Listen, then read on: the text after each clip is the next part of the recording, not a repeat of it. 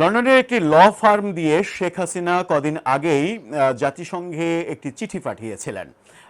সেই চিঠি শেখ হাসিনার পক্ষে দেয়া হয়েছিল। সেই চিঠিতে জাতিসংঘের বিরুদ্ধে নানা অভিযোগ করা হয়েছিল, বিশেষ করে শেখ হাসিনার পতন পূর্ববর্তী যে জুলাই আন্দোলন, সেই আন্দোলনে মৃত্যুর কারণ, মৃত্যুর সংখ্যা, এগুলো নিয়ে অভিযোগগুলো ছিল। কি অভিযোগ ছিল সেগুলো আপনারা হয়তো অনেকেই জানেন। অপেক্ষা ছিল যে যখন ভলকার তুর্কের করা যে তখনকার প্রতিবেদন, ভলকার তুর্কের নেতৃত্বে যে ভলকার তুর্ক শেখ হাসিনা পতনের আন্দোলনে অন্যতম সহায়তাকারী বলে অনেকে সামনে আনেন বিতর্কটা, সেই ব্যক্তির কাছেই যখন এই চিঠিটা গেল, তখন অপেক্ষা ছিল যে চিঠির উত্তর কি আসে জাতিসংঘ থেকে। এবার জানা গেল জাতিসংঘের উত্তরটা, যদিও সেই চিঠির উত্তর লিখিতভাবে দেয়া হয়েছে কিনা আমরা নিশ্চিত নই, তবে এটুকু নিশ্চিত হওয়া গেছে জাতিসংঘ শেখ হাসিনার সেই চিঠির ব্যাপারে তাদের মতামত জানিয়ে দিয়েছে। কি মতামত জানালো জাতিসংঘ? শেখ হাসিনার পক্ষে গেল নাকি বিপক্ষে গেল? চলুন একটু জেনে দেখি এই ভিডিওতে। থাকবেন পলিটিক্স টিভির নিয়মিত আয়োজনে।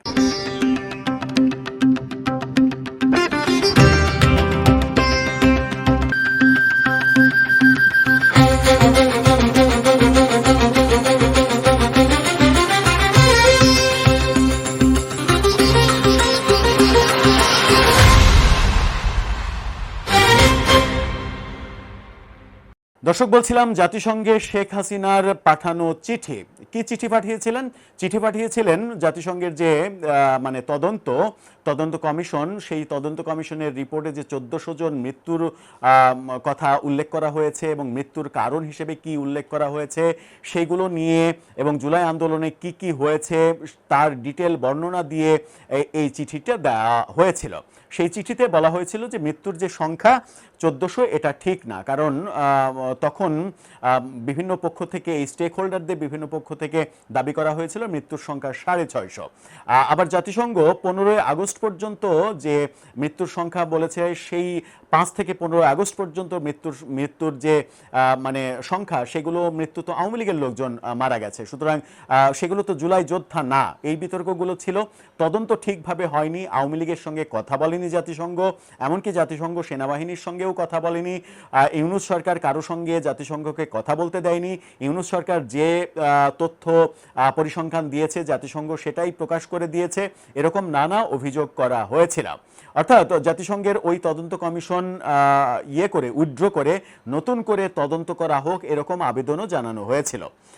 যার পরিপ্রেক্ষিতে এবার জাতিসংঘের অবস্থানটা আমরা জানতে পারলাম, এবং সেটা নিশ্চিত করছে বাংলাদেশের অন্যতম প্রধান ইংরেজি দৈনিক নিউ এজের এই ফটোকার্ডটা দেখে নিন। সেখানে বলা হচ্ছে যে July uprising deaths, UN dismisses AL's claims against fact finding report.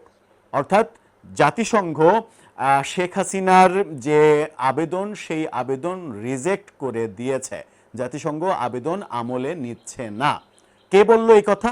2024 সালের জুলাইয়ে গণ অভ্যুত্থান বিষয়ে তাদের তথ্য অনুসন্ধানকারী মিশনের অনুসন্ধানের ফলাফলের উপরে আস্থা পুনর্ব্যক্ত করেছে জাতিসংঘ, এবং মানবাধিকার লঙ্ঘন সংক্রান্ত জাতিসংঘের প্রতিবেদনের বিশ্বাসযোগ্যতা নিয়ে ওঠা প্রশ্ন খারিজ করে দিয়েছে। অর্থাৎ তাদের ওই তখনকার রিপোর্ট নিয়ে আওয়ামী লীগ যে অবিশ্বাস জমা দিয়েছে সেটা খারিজ করে দিয়েছে, বলেছে যে এই অবিশ্বাস করার কোনো স্কোপ নেই।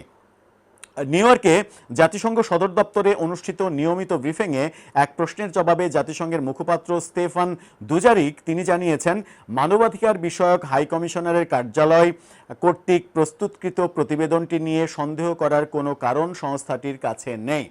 অর্থাৎ মানবাধিকার কমিশনের প্রধান ভলকার তুর্ক, তার নেতৃত্বে ওই কমিশন থেকে যে রিপোর্টটা তৈরি করা হয়েছে, সেই রিপোর্টের উপরে জাতিসংঘ আস্থা রাখতে চাইছে। তার মানে শেখ হাসিনার যে আবেদন, সেই আবেদনে কাজ হলো না। যদিও জাতিসংঘ এটা এখন পর্যন্ত লিখিত কিংবা ফরমাল কোনো ব্যাপার জানায়নি।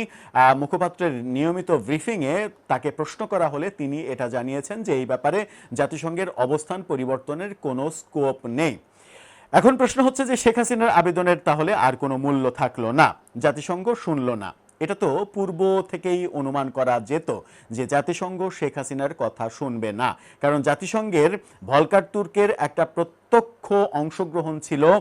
ডিপ স্টেটের যে অংশগ্রহণ বলা হয় যে ডিপ স্টেট শেখ হাসিনার রেজিমকে পরিবর্তন করতে চেয়েছে এবং রেজিমকে পরিবর্তন করে ইউনূস সরকারকে বসাতে চেয়েছে।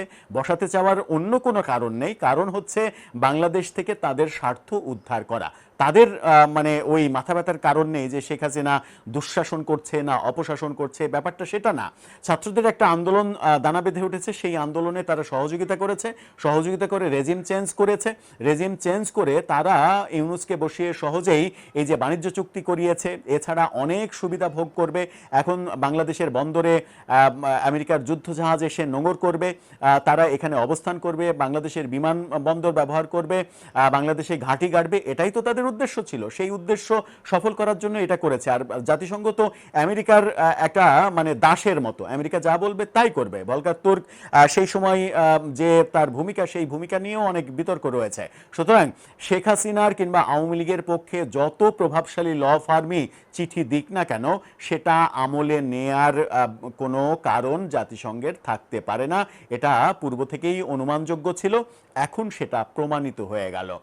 এরপরের স্টেপ কি তাহলে? জাতিসংঘে যদি শেখ হাসিনার মানে আবেদন খারিজ হয়ে যায়, অবস্থানটা যদি না থাকে, তাহলে শেখ হাসিনার পক্ষে আন্তর্জাতিক লবিংয়ের যে স্বপ্ন আওয়ামী লীগ দেখছে, সেই স্বপ্নটা কি আদৌ পূরণ হবে? সেই স্বপ্নের ব্যাপারে তারা কি এগোতে পারবে? জাতিসংঘকে অন্য কোনো দেশকে প্রভাবিত করতে পারবে? আমেরিকার বাইরে অন্য কোনো দেশ, ধরা যাক রাশিয়া, ভারত, রাশিয়া, এই শক্তিগুলো কি প্রভাবিত করতে পারবে? আমার মনে হয় যে সেই ব্যাপারটা সুদূর পরাহত ব্যাপার। শেখ হাসিনার রাজনৈতিক মানে চালে কিংবা রাজনৈতিক যে মুভমেন্ট, সেই মুভমেন্টে একটা বড় ধরনের ধাক্কা তাকে খেতে হলো। দর্শক, আপনার মতামত এ ব্যাপারে জানিয়ে লিখতে পারেন আমাদের কমেন্ট বক্সে।